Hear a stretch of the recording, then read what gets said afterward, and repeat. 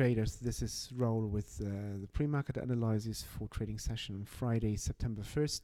So I prepared my chart with my frequency lines. I have this dark green frequency line, which is, would I say, the most important bullish one. If this gets broken, we would probably see some movement to the downside.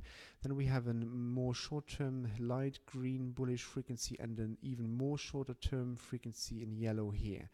So the most important dark one and then the light green one. We had now in the pre-market session, we tested several of these lines, and price is starting to show some difficulties to get higher, because we are at the outer frequency line of this light green bullish frequency. We hit at the same time the bearish orange frequency.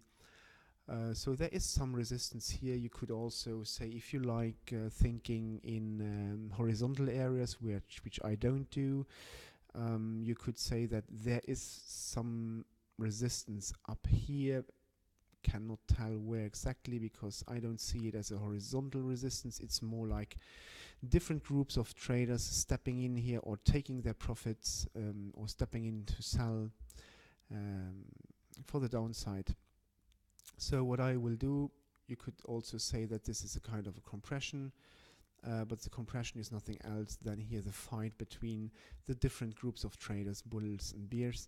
So I will wait for a break of these frequency lines, which will either show me a break to the upside, coming back to retest, and then I will be in for more upside, or we will break to the downside, where we could see a reaction from this one going higher, or if we break lower to the orange one, we might see more downside, because then the bears are in play again, and we will probably going to retest with a pullback this frequency line down there.